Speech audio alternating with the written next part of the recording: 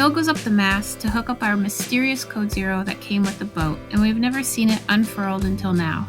We explain what we know about the code zero and how to use it, but are more embarrassed by it than impressed.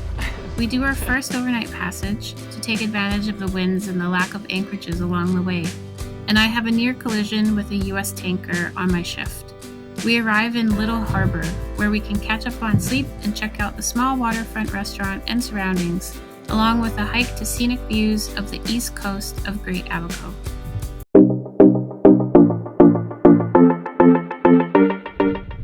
Today, Phil is going up the mast for the first time. He is going to attach our code zero, which, from what I've learned, is a very light wind, kind of like a spinnaker slash genoa, like a gennaker. So we want to attach it. It came with the boat, and we think we're going to need it for some of these upcoming sails. The winds here in the Bahamas so far, where we are pretty light for the foreseeable future, except in the evenings. We want the wind in the day, but we're getting it in the evenings. So look at how calm it is right now. All right, I'm on the winch and Phil is in his bosun's chair. Yeah, don't tell Mom about this.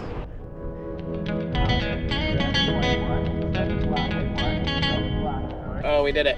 We went up and got the spinnaker or the code zero halyard. So success, and my feet are back on solid boat.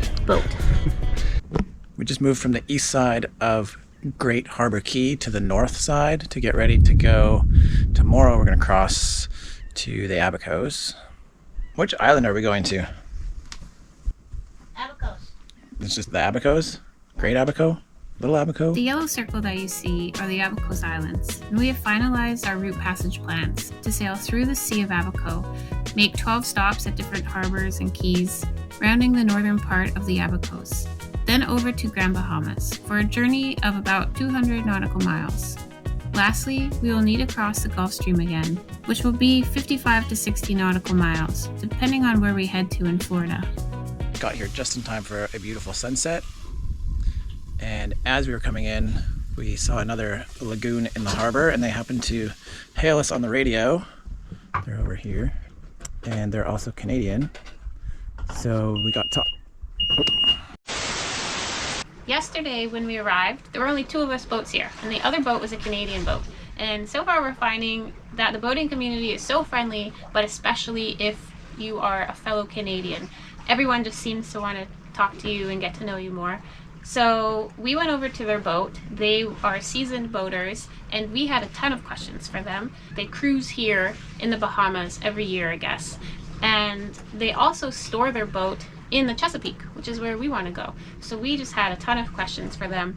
We just got off the hook, and we are heading to the Abacos, and we're starting our first overnight passage. So it's 2:30 p.m. right now. I just had another cup of coffee because I need to get some energy to stay awake for a lot longer than I usually stay awake for, because yeah, we're going to be on shift rotations trying to get ourselves there.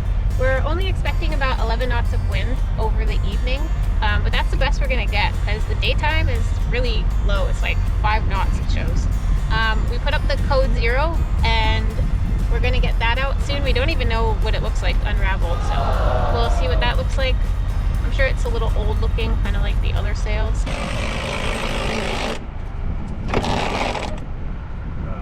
We barely even gotten out of the harbor, and we already have a snag in the plan where there's a twist in the main line at the very top, so we can't raise the mainsail completely. And we thought it would kind of just come undone on its own, but no. So now we have to reposition ourselves. We were into the wind in order to raise the main, but we're getting kind of close to the shoreline, so we had to turn the boat around after we took down the mainsail, try to get the knot out, and then head back into the wind and try all over again. So that is what we are working on now.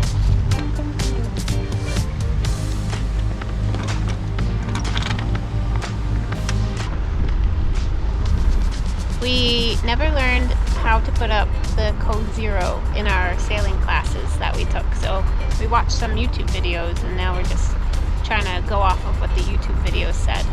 If you know how to put up a code 0, maybe leave a comment below.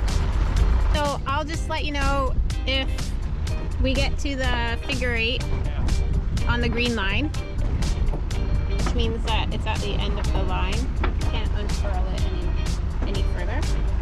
The red line put on the winch. It's the code 0 sheet.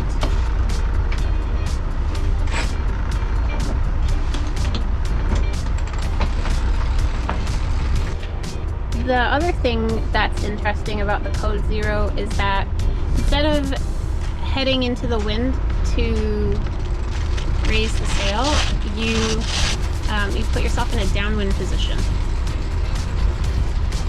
Oh, it's another sail that desperately has to be cleaned. Oh my gosh, that is just gray. Oh, that's terrible. Oh.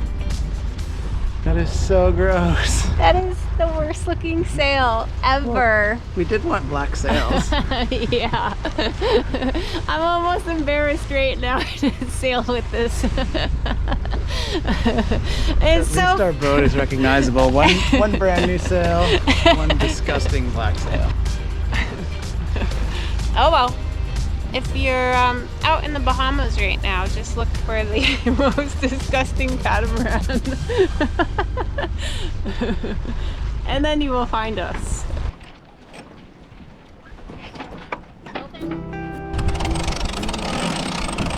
We're centering the boom right now. Now we jibe. The stern of our boat goes through the wind.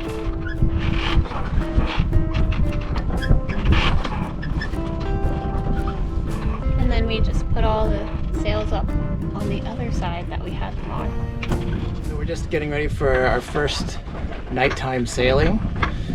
We just took down the code 0, put the jib back up.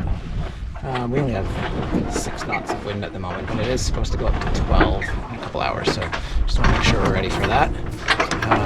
As the sun is setting, we have a cruise ship coming in over here with the moon rising. I think this is going to be a beautiful night sail. Full moon. Oh yeah, full moon. Looks like a full moon. Oh, it's scary. I'm on my first watch soon. Phil's getting ready for bed. There's still some daylight behind me and it's just darkness in front. It feels very creepy for me. I think that I've been dreading this. This is all I'm seeing right now.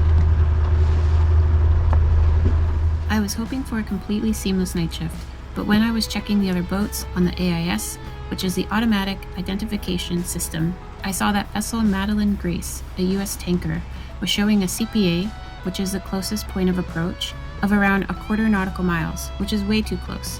The CPA is the shortest distance between your vessel and another ship if you both maintain their current course and speed, meaning we're basically on a collision course.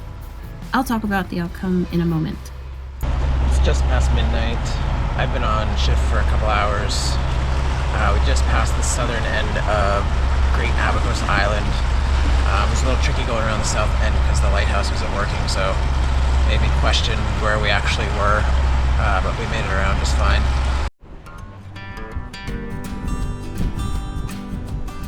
Just got back on shift after a few hours off and the sun is coming up. Got the sails back up, doing 4 knots and 12 knots of wind. Just going downwind at the moment pretty much. Feeling a little tired though, but doing pretty good.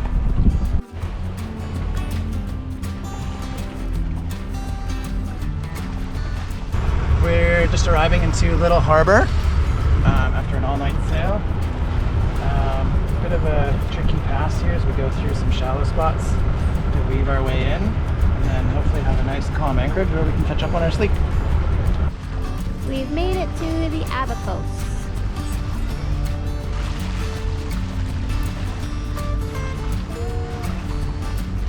Well, it's morning time. I'm a bit of a disaster because I'm still in my pajamas, but We left yesterday at like 2:30 p.m. and now it's almost 9:30 a.m. here. Yeah, it was almost like a 19-hour sail. On my shift, I had a tanker. The destination said orders to Houston, and it was moving at 10 knots, and we were right on course to colliding with us. I didn't want to wake Phil too early, so I was just monitoring his heading, and he eventually did change his heading, which is good because, I mean, one of us had to change heading. So he changed his heading when he was like 6 nautical miles away from me. So on Phil's shift, I heard it also, but some guy radioed into us and asked our intentions. He was coming up behind us a few miles away, and he asked if we were anchored. I mean, that's how slow we were going. But the funny thing is it was thousands of feet deep, so I thought that was kind of funny of him.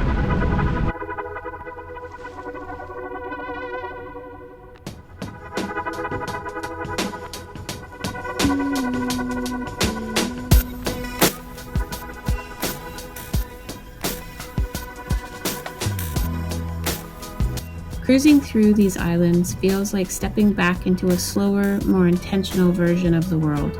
As you navigate the narrow entrance into this perfectly protected horseshoe bay, the pace shifts again. This isn't a place of high-rise resorts or bustling marinas.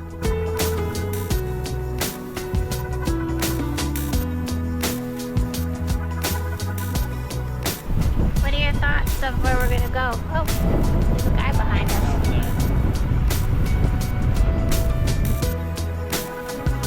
There is a specific kind of quiet you only find in the Abacos. It's not just the absence of noise, it's the sound of trade winds filling the sails and the rhythmic hum of the turquoise water beneath the hull.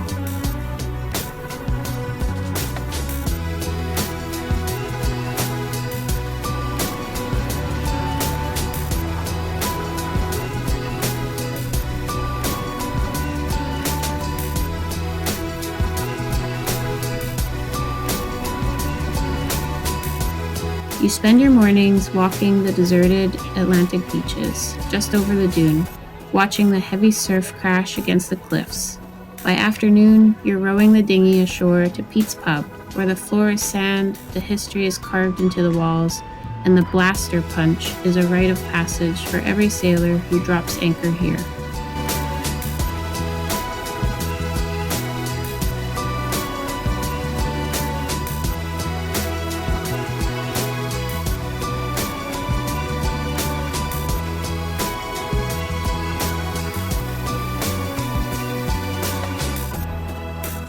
Days to forget to put on bug spray. Whether you're tucked away in the shadows of the old lighthouse or watching the sea turtles glide through the harbor's glassy surface, you realize pretty quickly places like this are rare, and leaving them is always the hardest part of the journey.